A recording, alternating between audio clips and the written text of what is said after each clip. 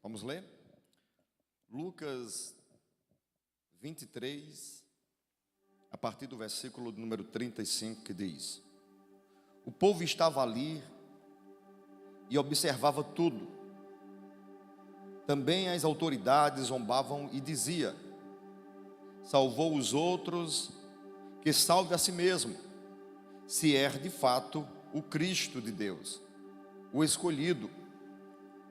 Igualmente os soldados zombavam dele, e aproximando-se, trouxeram-lhe vinagre, dizendo: se você é o rei dos judeus, salve a si mesmo. Acima de Jesus estava a seguinte inscrição: este é o rei dos judeus. Um dos malfeitores crucificado blasfemava contra Jesus, dizendo: você não é o Cristo? Salve a si mesmo e a nós também.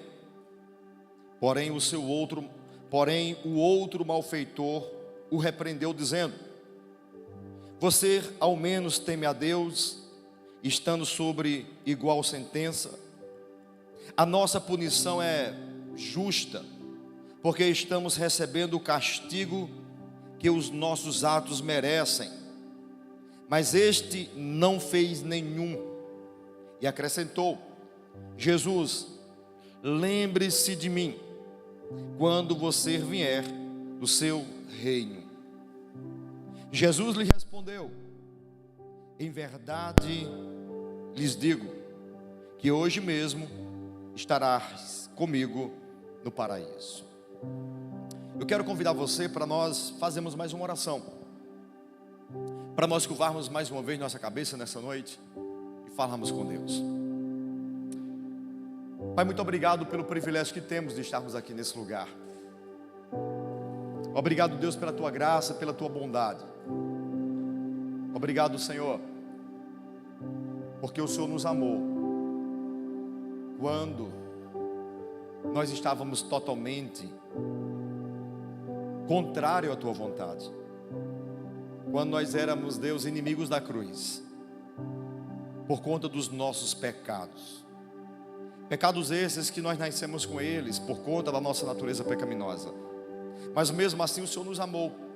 O Senhor nos amou quando nós éramos inimigos, quando nós não queríamos sabermos de Ti.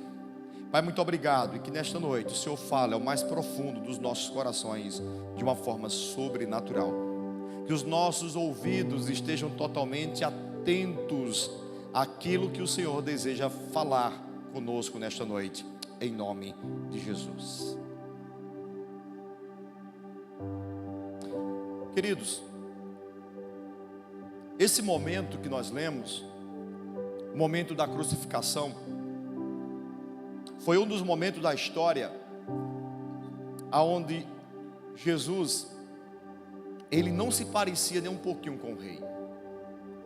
Foi um momento no qual na realidade ele estava totalmente desconfigurado, totalmente humilhado, rasgado. Como disse o profeta Isaías, estava literalmente moído. Ele tinha caminhado alguns metros, ou talvez quilômetros, com uma cruz pesada. Ele tinha sido chicoteado pelos carrascos naquele dia. Ele foi cuspido, ele foi batido, ele foi apedrejado. A sua imagem, o seu aspecto não era de um rei. O seu aspecto era um aspecto de um homem humilhado, de um pobre moribundo. O texto é enfático quando nos diz que as autoridades ali presentes, o povo ali presente, os soldados ali presentes, todos ali presentes, zombavam dele, diziam: salvou a tantos, que salve a si mesmo. Um dos malfeitores que estava ao lado de Jesus disse: se tu és o Cristo, desce dessa cruz, salva a ti mesmo e a nós também. A grande realidade é que naquele momento, Jesus ele não estava com a coroa de um rei. Naquele momento ele não carregava títulos de um rei. O nome que estava sobre sua cabeça, Rei dos Judeus, nada mais era do que uma forma de zombar do próprio Cristo, que dizia que era rei. Não havia credibilidade por parte das autoridades, dos soldados e do povo que assistia e vibrava com o seu sofrimento. Mas há algo que me espanta nesse texto. O que me espanta nesse texto é porque um homem que estava sendo crucificado ao lado de Jesus, quando ele ouve o seu parceiro de crime dizer: se tu és o Cristo, desce dessa cruz e salva a nós mesmos, salva a ti e a nós mesmos. Naquele momento aquele homem ele repreende-o e diz: tu não temes a Deus, estando sobre tamanha sentença? Nós estamos aqui porque merecemos, porque erramos, porque roubamos, porque éramos malfeitores, mas esse homem nada fez. E ele olha para Jesus e ele faz uma declaração que não é comum. E ele diz: Jesus, lembre-se de mim quando chegares aonde? Quando chegares aonde? Quando chegares aonde? No teu reino. Lembra-te de mim quando tu chegares no teu reino. Jesus estava com coroa naquele momento, sim ou não? Sim ou não? Jesus estava com coroa de rei naquele momento, sim ou não? Jesus estava com roupas reais naquele momento? Não havia roupas reais, não havia uma coroa de um rei digno naquele momento. O seu semblante não era de uma majestade, o seu semblante era de alguém humilhado, de alguém que foi ultrajado, de alguém que foi maltratado.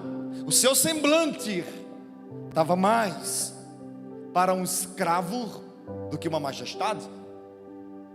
Mas o que levaria então esse homem a olhar para Cristo, para Jesus e dizer: mestre, lembra-te de mim quando tu chegares no teu reino? A grande realidade é que mesmo Jesus estando totalmente humilhado, moído, sangrando, aquele homem olhou para Jesus e não disse: não é um moribundo que está ao meu lado, é uma majestade que está aqui, é um rei que está aqui. E esse rei não é um rei comum, esse rei não é um rei eterno, não é o rei que os judeus esperavam, que viesse num cavalo branco com uma espada na mão. Não, esse rei é o rei de um reino futuro. Quem disse essa declaração não foi Gamaliel. E quem era Gamaliel? Era o teólogo da época. Gamaliel era o homem que estudava as profecias, mas não foi Gamaliel que disse isso. Quem faz essa declaração é um moribundo, é um ladrão, é alguém que a Bíblia nem sequer relata o seu nome. Apenas diz que ele era um malfeitor e que estava sendo crucificado por conta dos seus atos, dos seus erros. Mas aquele homem, ele faz uma declaração que não é comum de um ser humano qualquer fazer. Ele reconhece Jesus como Senhor, ele reconhece Jesus como o Messias, ele reconhece Jesus como uma majestade, como um Senhor poderoso de um reino. Lembra-te de mim quando tu chegar no teu reino. Ou seja, tu estás pregado nessa cruz, tu estás sendo humilhado nesse momento, mas eu sei quem tu és um rei, e eu quero habitar contigo neste reino. Eu quero lhe fazer uma pergunta. Jamais esse homem poderia fazer essa afirmativa se alguém não tivesse falado de Jesus para esse homem. Jamais esse homem faria essa afirmativa se alguém não tivesse falado de Jesus para este homem. Mas quem falou de Jesus para esse homem? Procura os melhores teólogos e você não vai descobrir. Mas alguém falou de Jesus para esse homem. Alguém falou para esse homem que Jesus ele era o rei, e que o seu reino não era terreno, e que o seu reino era eterno, e aqueles que crêem nele vão viver uma vida eterna. Quem pregou para aquele homem? Alguém pregou para aquele homem. Alguém falou de Jesus para aquele homem. Alguém pregou, e não foi um evangelho terreno. Quem falou de Jesus para esse homem falou com muita propriedade, porque ele entendeu muito bem que o reino de Jesus não é humano, não é terreno, não é sobre coisas, não é sobre casa, não é sobre dinheiro, não é sobre propriedades, mas é sobre vida eterna. E aquele homem faz essa afirmativa, e sabe qual é a conclusão que eu chego? E Deus falou algo muito forte ao meu coração. Para aqueles que não sabem, hoje está com 8 dias, é isso que nós estávamos fazendo o evangelismo. Há 8 dias atrás, nós estávamos fazendo o evangelismo no São João da Moda. Nós ficamos 2 dias, sábado e domingo, no São João da Moda. E nós falamos de Jesus para muitas pessoas. Nós tínhamos uma equipe que estava com placas: Jesus te ama, aqui não é o teu lugar, posso orar por você? Muitas e muitas pessoas viram aquelas placas. Nós tínhamos um grupo de infiltrados dentro do São João, pessoas maduras, capazes, que estavam lá dizendo para aquelas pessoas que ali não era o lugar dela, que Deus amava elas. Nós tínhamos uma equipe numa sala de maquiagem, retocando a maquiagem daquele povo e dizendo: olha, você é tão linda, você é tão lindo, Jesus te ama tanto. Eu ia fazer uma simulação, né? Você é tão lindo. Não dá, né? Nós tínhamos ali pessoas orando. E terminou aquele evento, a gente ouve algumas críticas, tudo tal. E foi quando Deus falou ao meu coração, dizendo: meu filho, a minha palavra ela não volta em vão. Todas as pessoas que ouviram o evangelho naquela festa, pode ficar tranquilo, a sua função é só pregar. Deixe que o resto eu faço. Sou eu quem converto, sou eu quem convenço o homem do pecado, da justiça e do juízo. E Deus começou a me mostrar que muitas pessoas foram evangelizadas, e que talvez eu nem sequer saiba que essas pessoas vão se converter por conta. Mas não é sobre a igreja Galpão, não é sobre o pastor Paulinho, é sobre o reino e a mensagem do rei. Nós não pregamos para que as pessoas se convertam e depois digam: eu me converti porque aquela igreja pregou, eu me converti porque aquele pastor pregou. Não é essa a nossa finalidade. E é isso que Deus tem nos mostrado, que quando nós pregamos o evangelho, quando nós falamos de Jesus, a palavra ela não volta vazia. Ela entra em corações, ela modifica vidas, ela muda, forma sociedades. Quando nós falamos desse evangelho que é poder de Deus, por isso é que Paulo vai dizer que o evangelho é o dínamos, é o poder. É impossível um ser humano ouvir uma mensagem do evangelho e ele continuar sendo a mesma pessoa. E se continuar, pode ter certeza, é um bisneto, tataraneto de Judas Iscariotes. Porque o evangelho de Cristo, quando nós compreendemos ele, tem uma frase que uma vez uma irmã me disse: pastor, quando a gente conhece Cristo, a gente até peca, mas não peca em paz. A gente peca, mas não tem como pecar em paz, porque a gente está lá no pecado, e o Espírito Santo dizendo: meu filho, eu não te criei para essa vida de pecado. Isso é o poder que o evangelho traz. Ele leva as pessoas a, de fato, reconhecerem Jesus como Senhor absoluto. E alguém pregou para esse homem. Esse homem, nos momentos finais da sua história, ele foi salvo porque em algum local da vida, em algum momento, alguém falou do amor de Deus para aquela pessoa. E eu quero te incentivar aqui nessa noite: seja alguém que fale do amor de Deus. Ah, mas eu não gosto do Galpão. Não tem problema, fala do amor de Deus e manda ele procurar a Assembleia, a Batista, a Presbiteriana, não importa, mas manda ele procurar Jesus. Fale do amor de Deus, porque você falando do amor de Deus, ainda que a pessoa não se converta, a mensagem que você prega, a palavra que é ministrada, a semente que você lança, ela não volta da mesma forma. Quando ela encontra um terreno fértil, ela produz a 30, a 60 e a 90. Mas nós precisamos falar do amor de Deus. Paulo escreve aos Romanos dizendo: como irão crer se não há quem pregue? Então a função da igreja é pregar. Nós precisamos entendermos que já fomos alcançados por Jesus. Agora nós precisamos alcançar pessoas por reino de Deus. Pastor, mas eu não tenho tanto conhecimento bíblico. Meu irmão, se tiver um evangelismo de pastor, eu queria segurar só a placa. Tem um rapazinho aqui que é uma benção, esse cara. Eu não vou dizer o nome dele, mas quando você fala com ele, ele passa 3 minutos processando e mais 3 minutos para responder você. Quando você vai embora, ele fala: ei, responde você. Ele é calmo, ele não está nem aí com a vida. Um dia desse, Jeff disse que estava no corredor e encontrou ele. Aí ele chegou com um copo para Jeff, fez. Jeff é o quê? Água. Foi que houve? Acabou. O cara é calmo, está nem aí. Mas esse cara estava lá.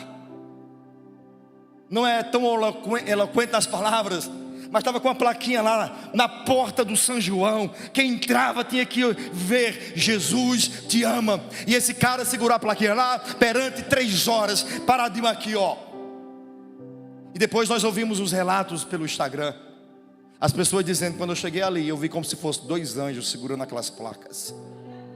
E uma moça disse: eu não voltei para casa porque eu estava com meus amigos, mas a vontade foi de voltar para casa, porque eu cheguei ali e foi impactada por uma mensagem. Essas pessoas, as quais ouviram o evangelho, pode ter certeza, a vida delas não será mais a mesma. Então nós temos que entender que quando nós não pregamos, nós estamos infelizmente sendo maus servos. Então nós temos que falar em tempo e fora de tempo.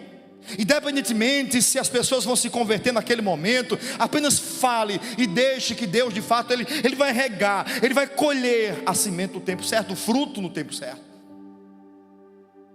Porque às vezes, para a gente tirar a foto, a gente fica esperando o resultado imediato.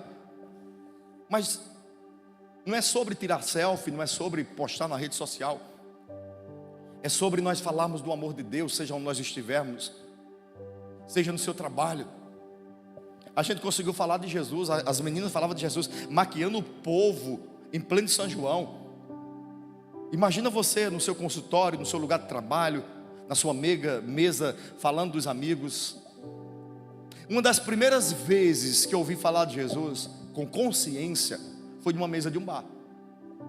Eu estava com mais ou menos meus 17 anos e a gente estava bebendo em frente de uma igreja evangélica da Assembleia de Deus. E um dos meus irmãos olhou para a igreja e disse: rapaz, eu ainda vou fazer parte dessa igreja. Tomando cachaça, um monte de bêbado, ele apontou e disse: eu ainda vou fazer parte dessa igreja. E ali começou a discussão na hora. Se ser crente presta ou não presta, ele começou a defender.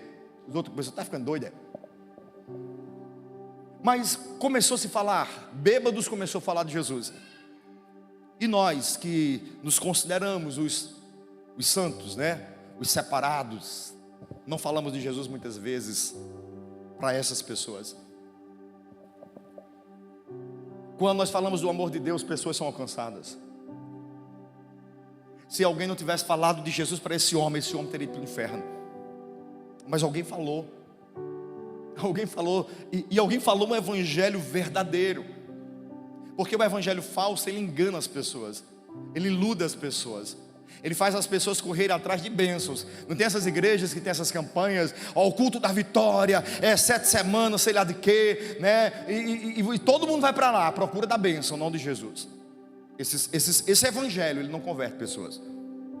Mas o evangelho que mostra que Cristo de fato pode garantir vida eterna para nós, esse evangelho transforma pessoas. E nós precisamos falar do amor de Deus para as pessoas. Então quem falou desse cara, quem falou para Jesus desse homem, eu não sei, mas alguém falou, e por falar esse homem foi alcançado.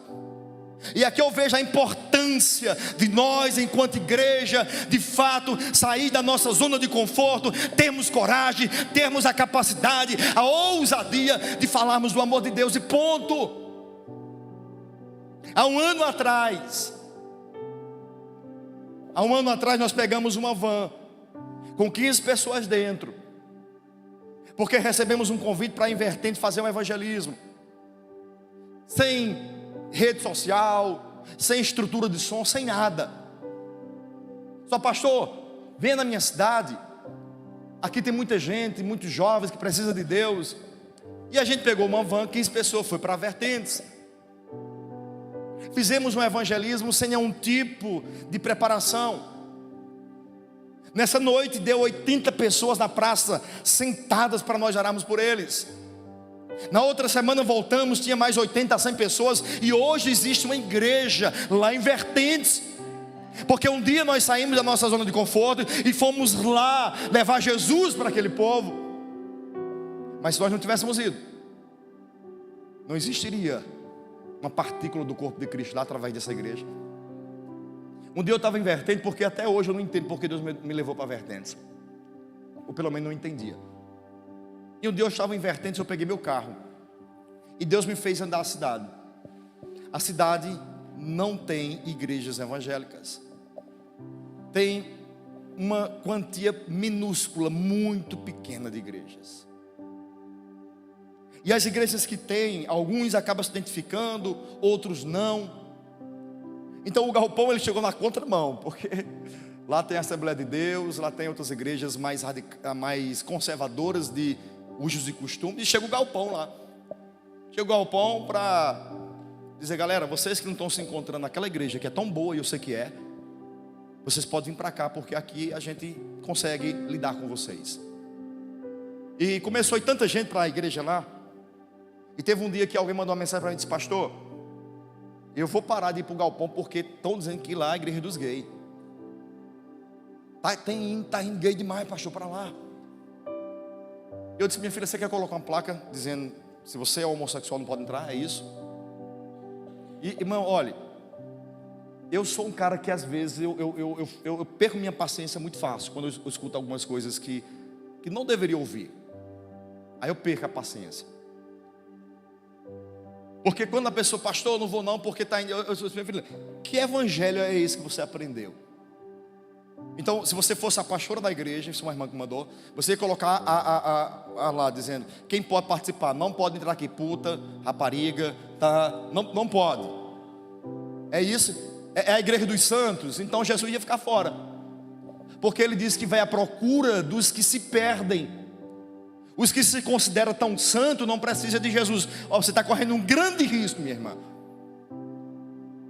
Eu disse: avalie a mensagem pregada. Eu disse: o que é pregado lá, irmã? É Bíblia ou não? É Bíblia, pastor. Então não se preocupe com o que está visitando, não. Irmãos, eu recebi um áudio de um rapaz homossexual de lá, e eu chorei ouvindo o áudio dele, porque esse cara começou a ir para o culto lá, e Deus começou a transformar a vida dele. E esse cara me mandou uma mensagem dizendo: pastor, eu queria lhe dizer logo, porque eu sei que o senhor vai saber, pastor, eu sou gay, mas eu queria lhe perguntar se eu posso continuar indo para os cultos. Pastor, a minha vida tem se transformado através daqueles cultos. Como tem sido bom participar daqueles momentos. Se eu colocasse o áudio para vocês ouvirem aqui agora, todo mundo choraria. E eu chorei muito mais, porque jamais um pecador deveria perguntar ao pastor: você pode entrar na igreja? O que me doeu no coração foi um pecador perguntando se pode ir ouvir o evangelho. E eu chorei mesmo, copiosamente. Disse: meu Deus, a que nível nós chegamos? Ao nível aonde, infelizmente, algumas igrejas não recebem determinados pecadores, porque consideram-se santos demais.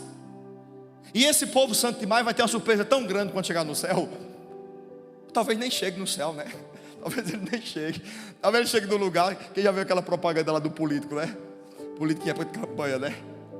Chega no inferno: não foi aqui não. Eu estava em época de campanha, né? Quando eu anunciei aquela proposta. Cara, nós temos que entender que nós somos chamados para falar do amor de Deus. Nós não podemos negociar a mensagem pregada, mas que venha todos ouvir. Uma vez eu disse: olha, nós somos uma igreja que abraçamos a todos, mas não aceitamos tudo. Mas abraçamos a todos, independentemente do pecado que o cara pratica, porque os meus pecados não é diferente do outro. O cara é heterossexual e acha porque é heterossexual, o pecado dele é menos do que o cara que é homossexual. Está tudo no mesmo patamar, meu irmão. Ou se arrepende todo mundo, ou já era.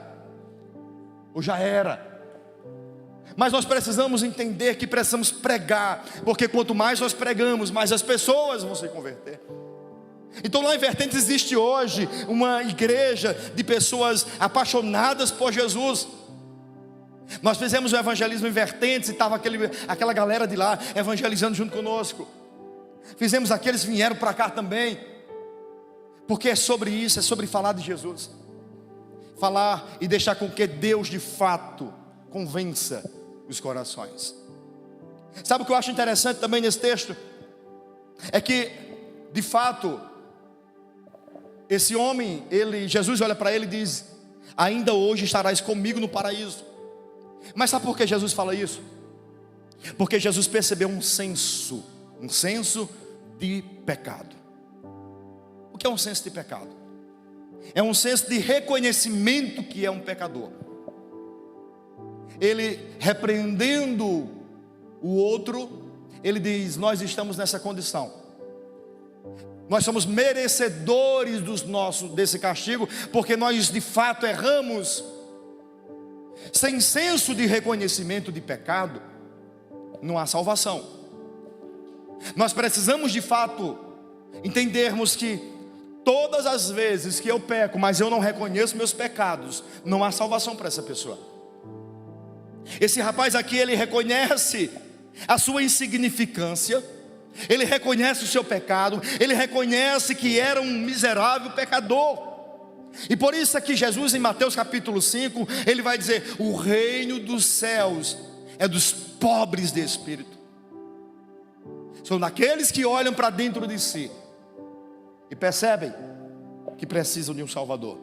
Entenda: primeiro, senso de justiça, senso de pecado. Segundo, reconhecimento que precisa de um Salvador. Ele olha para Jesus e diz: mestre, quando tu chegares no teu reino, majestade, eu quero que o Senhor lembre-te de mim. E Jesus disse: ainda hoje tu estarás comigo no paraíso, porque houve senso de pecado e houve reconhecimento da necessidade de um Salvador. Quando nós reconhecemos que somos culpados, mas ao mesmo tempo entendemos que precisamos de um Salvador, Jesus de fato ele se manifesta nas nossas vidas. Eu não sei como você está aqui nessa noite, mas deixa eu te falar uma coisa: independentemente dos seus pecados, Deus quer duas coisas de você. Reconheça que precisa, reconheça que é um pecador. E segundo, reconheça que precisa de um Salvador. Entenda que Deus nos amou dando o seu Filho. O seu sangue foi vertido na cruz, para que hoje eu pudesse dizer: em Cristo eu tenho certeza de salvação. Quem não tem certeza de salvação é porque não tem certeza de Cristo na vida. Alguém já disse que o comedor de farinha pode ter certeza de salvação? Tem, pode sim, se esse comedor de farinha entender a sua insignificância como pecador, mas ao mesmo tempo entender que existe um Salvador, alguém que derramou o seu sangue na cruz, para que todo aquele que nele crer não pereça, mas tenha vida eterna com Cristo. Isso é certeza de vida eterna. Reconhecimento do sacrifício de Cristo, do sacrifício vicário, do sacrifício expiatório. Esse reconhecimento, essa certeza, eu me prostro diante disso, dizendo: eu não poderia de fato remir os meus pecados, mas Ele sim, por mim, foi entregue na cruz do Calvário. Aquele homem faz isso. Aquele homem, ele reconheceu sua insignificância, mas ao mesmo tempo ele reconheceu que ele não podia, mas que o Salvador poderia levá-lo para ter uma vida eterna com ele. Salvação não é sobre o que eu posso fazer, mas é sobre o que o Cristo já fez por nós. não é sobre você comprar, não. Eu não estou aqui dizendo que nós não devemos viver uma vida santa. Sem santidade ninguém verá o Senhor, mas não é os meus méritos, é apenas eu me prostrar diante do Salvador, reconhecendo as minhas insignificâncias e reconhecendo que o sangue vertido na cruz tem poder de pagar a dívida que recaía sobre mim. A partir do momento que o homem reconhece isso, o Espírito de Deus de fato sela este homem. E é isso que nós precisamos ter. Sabia que tem muito crente na igreja que frequenta os cultos, mas não tem certeza de vida eterna? E quando se fala acerca de Jesus, se é salvo ou não, ele, rapaz, será que eu sou? Se você tem dúvidas acerca da tua salvação, é porque você não olhou para a cruz, não chegou um Cristo justo sendo crucificado em teu lugar. Aquele sangue vertido não foi porque ele, foi por mim, foi por você. O que ele exige de nós é apenas que agora eu diga: Senhor, eu não posso, eu não tenho, apenas salva a mim. Lembra-te de mim quando chegares no teu reino. E você vai ouvir a mesma voz dizendo: ainda hoje não, né? Mas quando tu morrer você vai estar comigo no paraíso.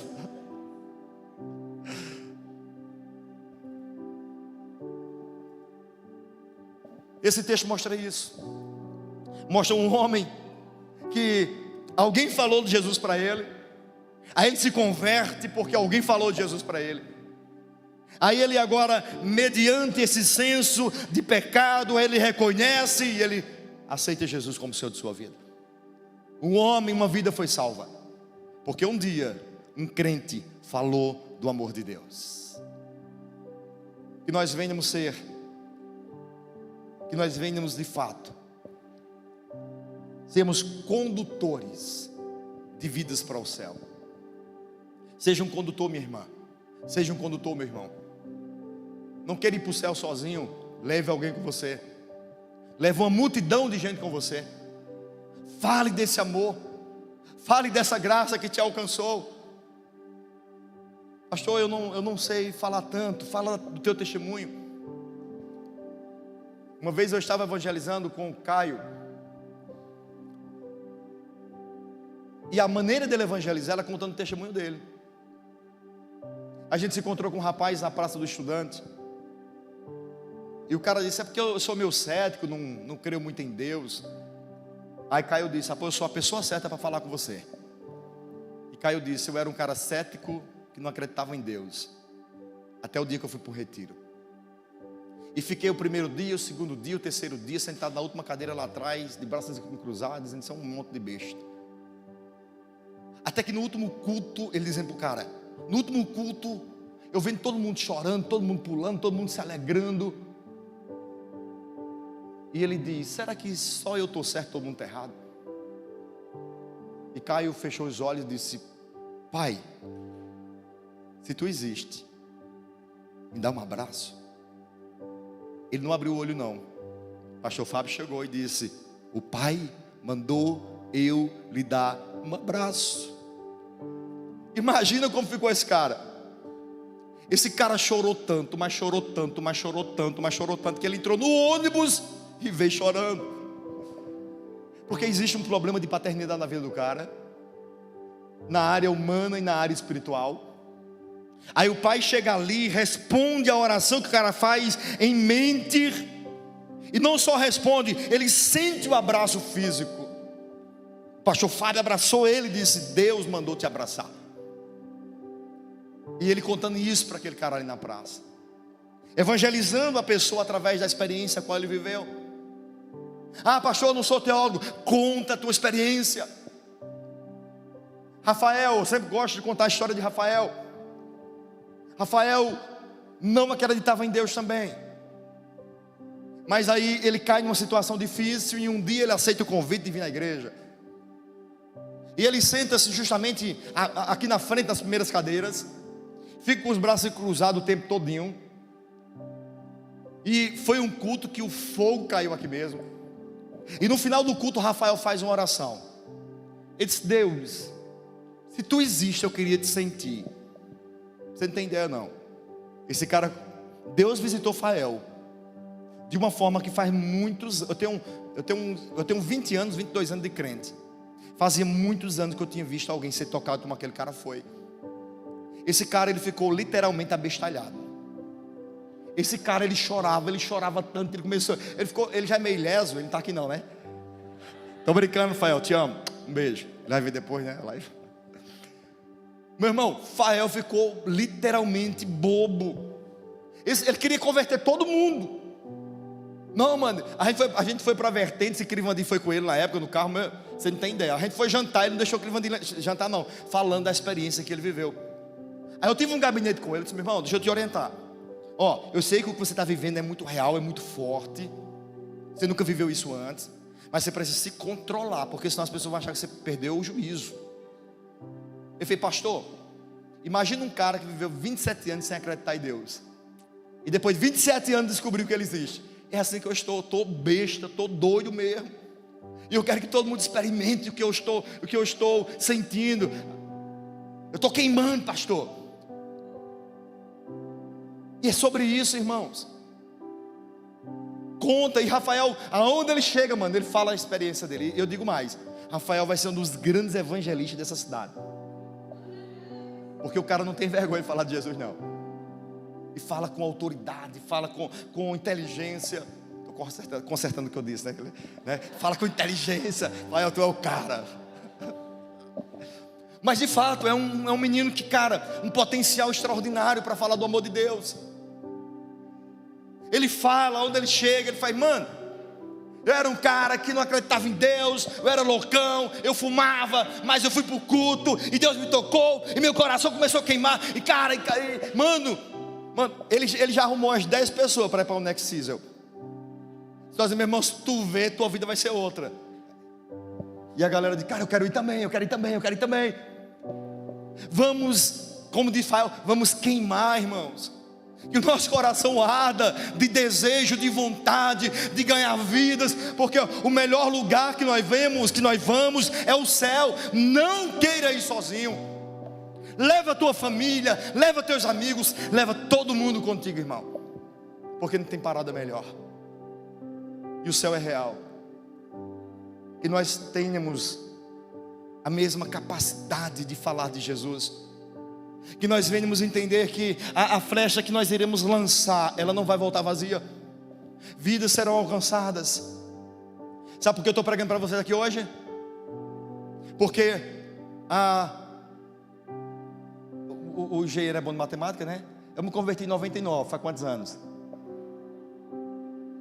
24.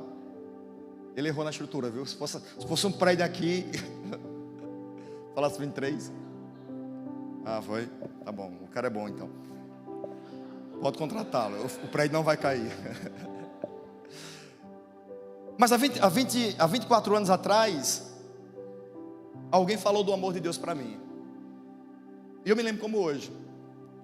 Esse cara chegava para mim na Bíblia. Eu era muito devoto de Maria. Eu era tão devoto de Maria que eu me lembro uma vez que eu cheguei em casa bêbado, mas tão bêbado. Eu acho que colocaram alguma coisa no meu copo no dia lá. Que eu não consegui ficar em pé, me encostei na parede e eu comecei a rezar 3 Ave Maria. Eu dormia rezando 3 Ave Maria e um Pai Nosso. E não podia estar doidão, tinha que rezar 3 Ave Maria e um Pai Nosso. E eu me lembro que esse cara chegava para mim e dizia: Paulinho, lê esse texto aqui. Ele dizia, ele abria a Bíblia e dizia: lê aqui, Paulinho. Aí eu lia. Esse cara, a Bíblia vai dizer que não deve adorar outro ser. Só existe uma interseção entre Deus e o Pai, Cristo, Jesus. Esse cara é mesmo.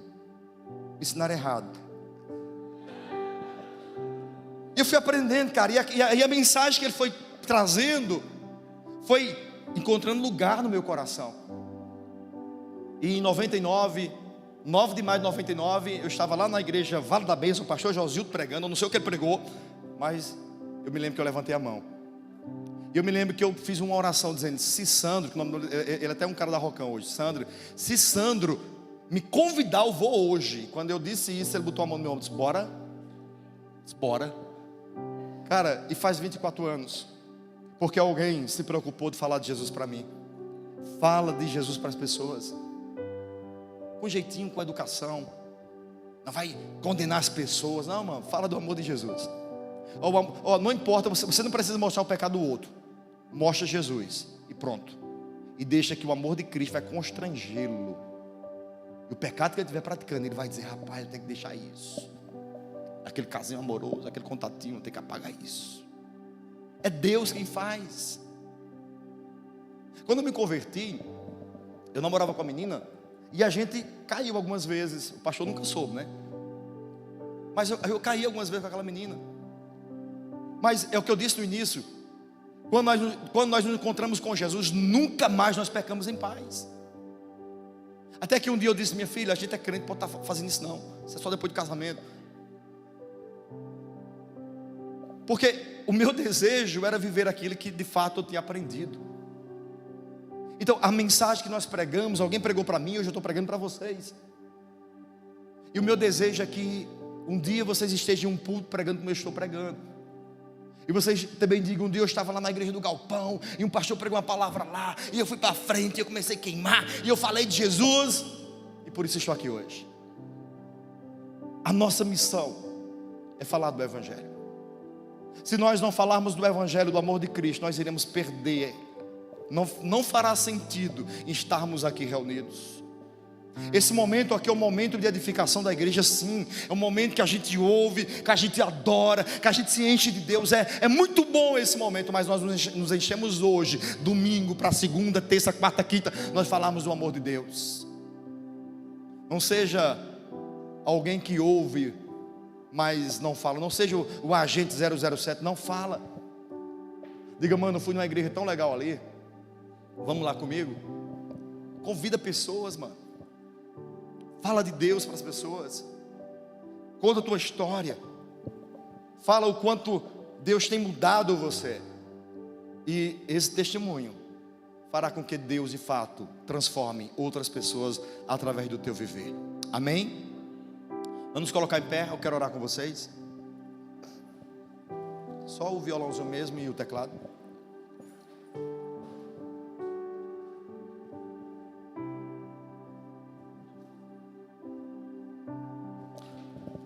Quem falou dessa majestade santa para esse pecador que estava condenado ao inferno?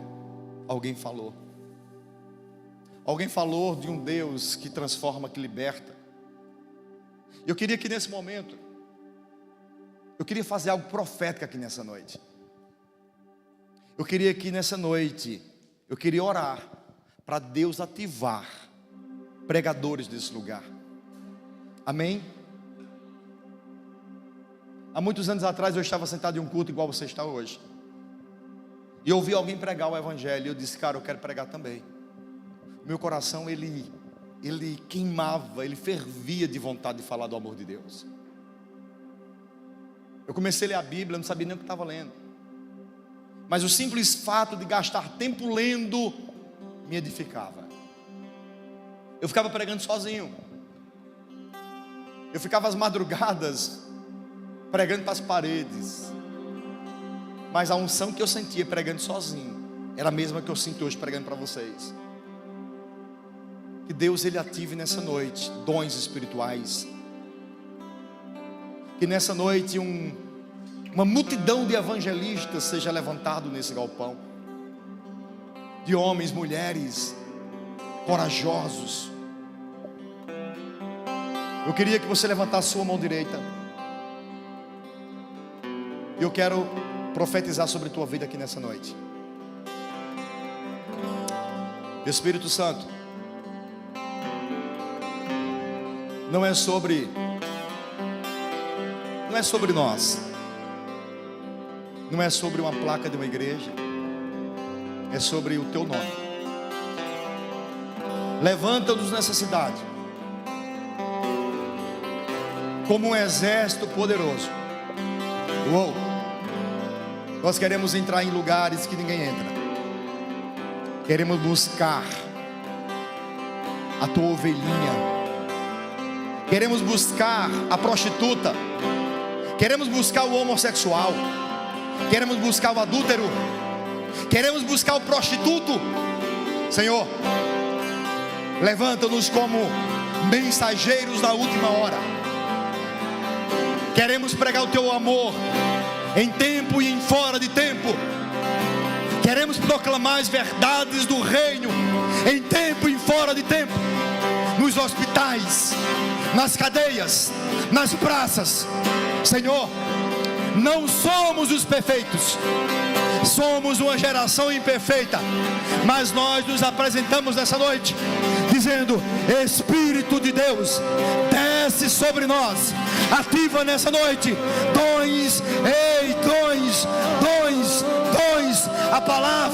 dons, a palavra, Espírito de Deus, vem sobre essa geração.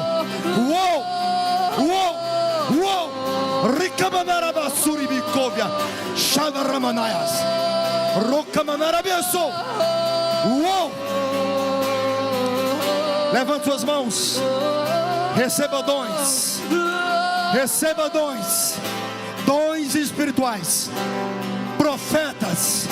Levanta profetas nesse tempo, levanta profetas, Espírito de Deus, levanta profetas, homens, jovens, mulheres, corajosos, que falem o teu nome, que preguem tua palavra.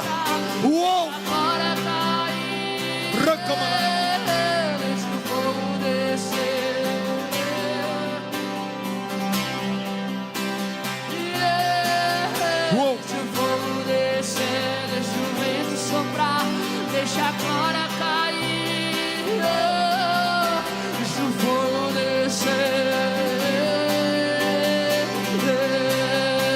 e majestade.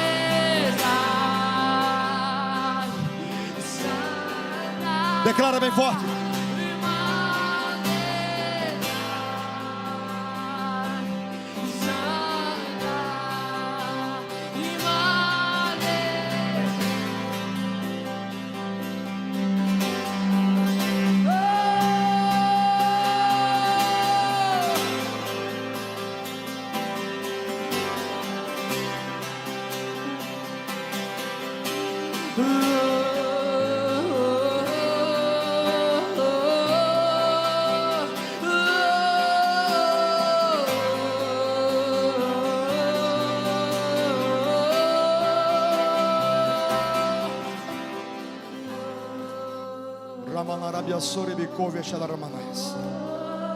Escute.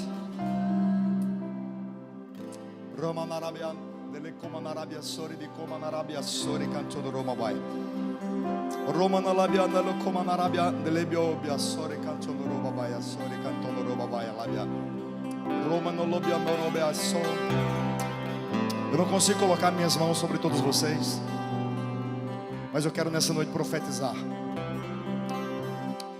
que Deus estará abrindo a mente de pessoas,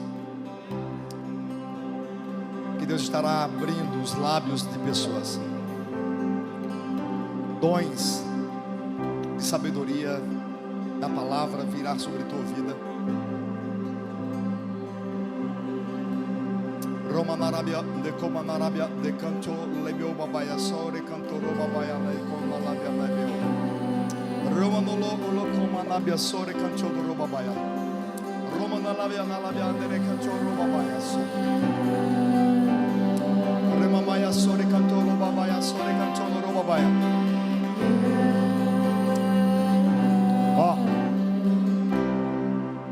Em forma de bandeja, coloca as tuas mãos, as duas, como se você fosse receber algo. Senhor, sobre essa igreja entrega dons nesta noite. Nós oramos, Deus, por liberações. Queremos ser uma igreja profética nessa cidade. Queremos mover nos dons do Teu Espírito. Pai, sobre essa geração eu quero nesta noite como profeta profetizar que Tu estás a levantar músicos que profetizarão. Eu quero profetizar que o Senhor vai levantar jovens, homens, mulheres, velhos que irão profetizar. Roma Maia Sore Cantodoro Babaya Labia de Comanarabia de Cantodoro Babaya So Roma Nalamanda de Comanarabia Sore Cantodoro Babaya. Rego Dolobia Mabaya Sore Cantodoro Babaya de Cantodoro Babaya Leo Roma Nabia So Ramamaya Sol, Lelecho, Mamaya Sol, Rako, Oleko, Wareba Baya, Lecanto, Norobaya, Ranondolobo, Babaya Sol. Recebam nessa noite dons do alto.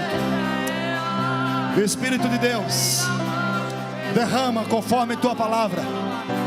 Nos últimos dias o Senhor nos disse que derramaria teu Espírito sobre toda a carne, sobre homens, jovens e mulheres. Seja nessa noite ativado, cheios da presença do Deus eterno. Uou! Adore essa majestade santa. Uou! Uou!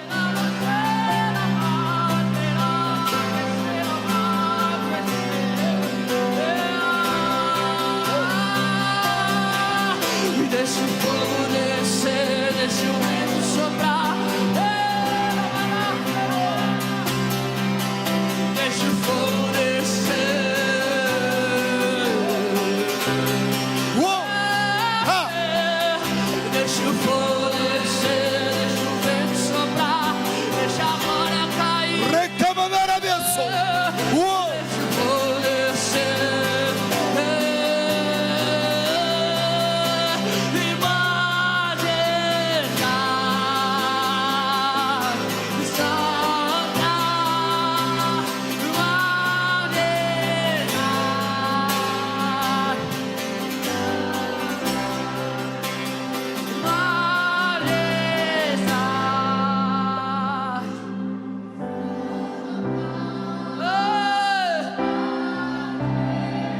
Você pode declarar bem alto isso? E majestade, majestade. Levante suas mãos em adoração.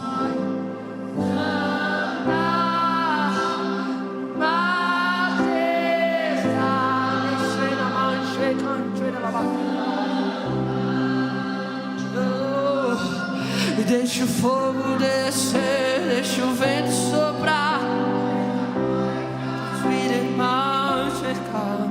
Deixa o fogo descer. E nós te pedimos, deixa o fogo descer. E deixa o fogo. Majestade. Continua adorando. Vem cá, Davi de Neumann.